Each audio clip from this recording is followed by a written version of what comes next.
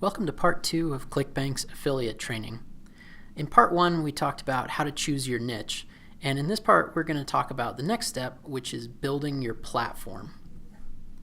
So first off, let's just cover what is a platform, because it may be a new concept to a lot of people out there. But basically, just a platform is a home base for establishing your authority and building an audience. So basically it's a site or a channel where you can start to share your thoughts and ideas, interact with people, and have people come to listen to you and to see what you have to say. And there are several different options for how you can build a platform, which we'll talk about in just a minute. But basically it's just a place where you can get your thoughts out there and start to build a reputation and send people so that they can get more information from you. So let's talk about why you need a platform as opposed to just trying to build an affiliate business based purely off of niche websites or doing free traffic or things like that. And there are 3 really good reasons for why you want to build a platform. One of them is to have control of your brand and of your business. If you rely completely on third-party sources for getting traffic and for sending affiliate promotions, those can be taken away from you at any minute. So you may be, sending traffic through Twitter or YouTube or something like that. But if they decide to change their terms of service, or if a service decides to go out of business, then you could lose all of the business and momentum that you've built. So you don't want to rely completely on third parties. You want to have your own website or own kind of home base where people can come back and find you so that no one can take that away. It's just a much better long-term play and long-term business strategy than relying entirely on outside parties. The second is trust and reputation.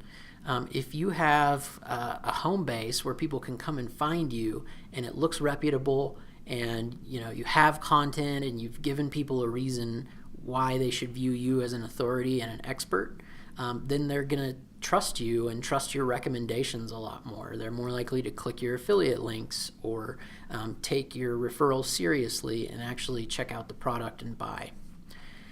And then finally, it's really the easiest path to success. Selling through your own platform or as an affiliate, pre-selling, it's going to be so much easier than trying to get people to click on your links and buy if they don't have a reason to trust you, don't have a reason to view you as an expert, and you're trying to just interrupt their attention and grab their attention for a second. It's going to be much better if they're already looking to you as a resource and they see you as reputable. So there are a bunch of different kinds of platforms that you can build. The first one is building your own blog on WordPress, and we'll talk about this a little bit later, but basically on your own self-hosted WordPress. So having your own website, you could do it building a platform on Facebook on a fan page or something like that. You can have a YouTube channel, and that's a great way to build an audience. Obviously these are third-party options, but they can be used to complement your main platform, which we'll talk about in a second. Twitter is a good option.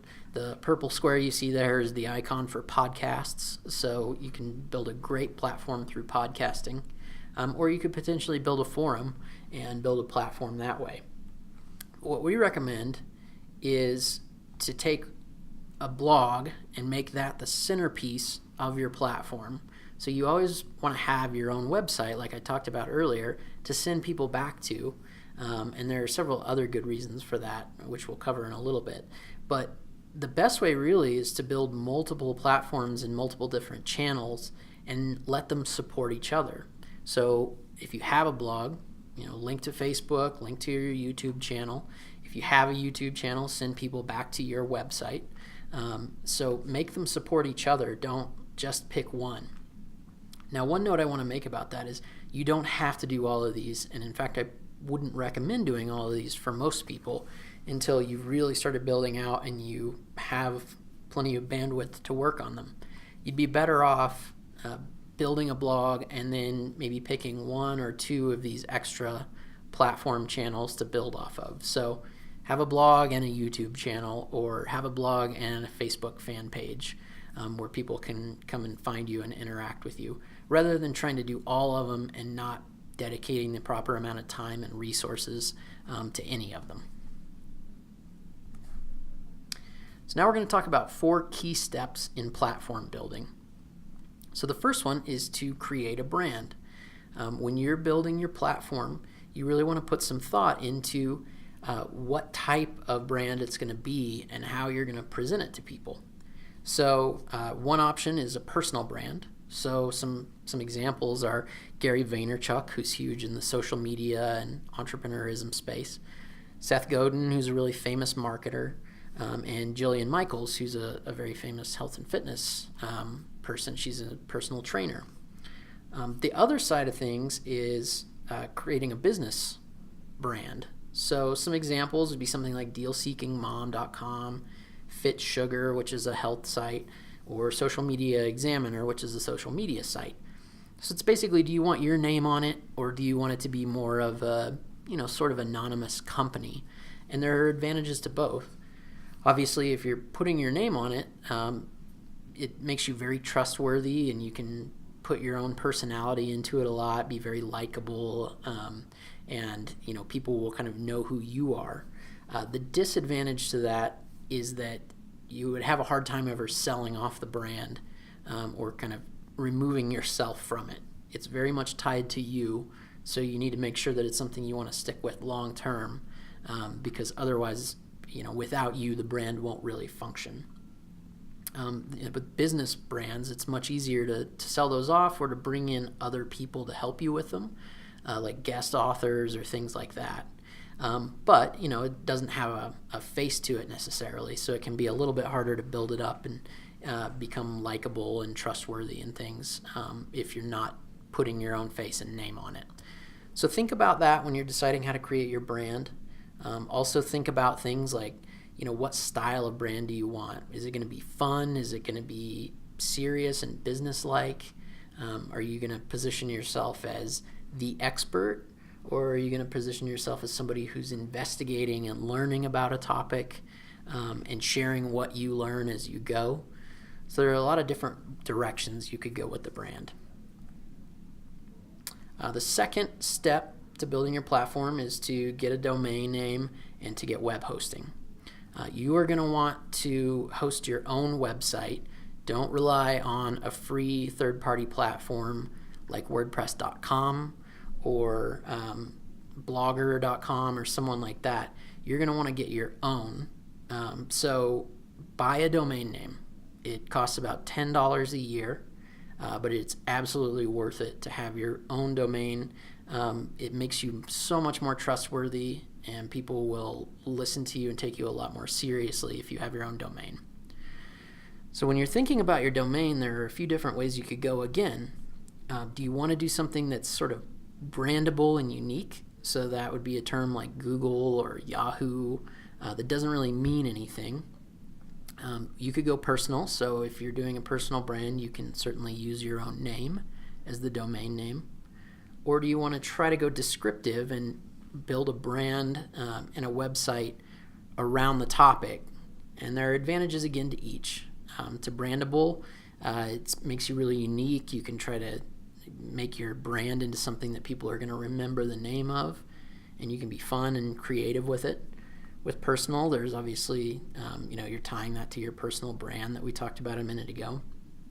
And with descriptive, there's typically some SEO benefit to including keywords in the domain name. But if you go too heavy on the descriptive and the sort of SEO focused, it can actually detract from your brand, because it seems like you're just trying to game the search engines, and this isn't something that you're building because you really care about it necessarily. There are some examples where that's been able to work, but I would kind of recommend finding a hybrid or staying away from going purely SEO oriented if you're really trying to build this into a brand and something that people are going to remember and trust. So a couple of recommended registrars would be somebody like GoDaddy.com or Namecheap. Those are both good options for registering a domain name. For web hosting, You can get a pretty inexpensive plan, and I certainly recommend paying for web hosting. It's really pretty inexpensive. It can range anywhere from $3 a month to $10 a month. It goes up from there, but those are kind of the low ends. If you go with the least expensive option, usually you can just host one website on it, and there are probably going to be some other limitations. If you go for the next level up, you're going to be able to host multiple domains on your web host. So that can be good if you're building out multiple different websites or think you might. And you can typically upgrade to a higher level plan if you need to with no issue. So if you're just starting out to build one website, you can go with the cheapest hosting and then go up from there. So some recommended hosts would be somebody like HostGator.com, Bluehost. I don't typically recommend GoDaddy for web hosting just because for some reason with WordPress it tends to run really slowly. So I don't usually recommend them to people who are wanting to run a blog on their website. So then step 3 is to go ahead and create your blog. So really what you want to do is use WordPress, and this is the self-hosted version of WordPress, not WordPress.com. So if you are very technical and want to do it yourself, you can download it from wordpress.org and then upload it. But most of the web hosts and all the ones that I mentioned in the last screen have quick install processes where you can upload WordPress onto your domain name in a matter of seconds. It's really easy to do. It doesn't require being technical. So that's the best way to go, is to just tell them that you want to install WordPress, and they can walk you through the process of how to do that, and it just takes a minute. And it's free, so that's another great reason to use WordPress as your platform. And then the next step is you want to get a unique theme. There are a lot of great free WordPress themes out there, so if you don't have a lot of money to spend, you can certainly look around for free themes. However, be aware that because it's free, your website is probably going to look like hundreds of other people's out there, if not thousands of other people. So the other way you can go is to buy what's called a premium WordPress theme. And these range anywhere from $30 to $100 or $150. But there are going to be way less people that have the same theme as you. They typically come with a lot of features and usability stuff built into it to make it easier to make a really nice looking website. So some of the options for that would be elegant themes, Woo themes, Studio Press, which is created by the people who run Copyblogger. Theme Forest is another one that's not listed on here. So those are all good options to go, and you can find really reasonably priced website or themes for WordPress that are going to make your site look great. And finally, step 4 is to build a mailing list from the start. This is one of the things that so many affiliates don't do because it costs a little bit of money and they aren't confident that they're going to be able to get people to opt into their mailing list, and it causes them to leave a lot of money on the table in the long run. So you want to give people a way to subscribe to your website, for you to be able to reach out and contact them when you have news or you want to promote products.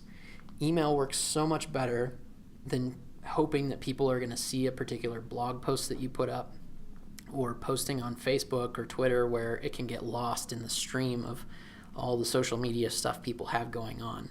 So you want to build a mailing list as quickly as you can because, as the old saying goes, the money is in the list. That's where you're going to be able to really effectively and easily communicate with people from your platform. So some of the options for mailing providers are Aweber, GetResponse, and iContact. Typically these are pretty inexpensive. The starter level is usually under $20 a month. Aweber I know does a $1 trial for the first month, so you can get it going and try it out and start building your list, and it's a really inexpensive way to do it.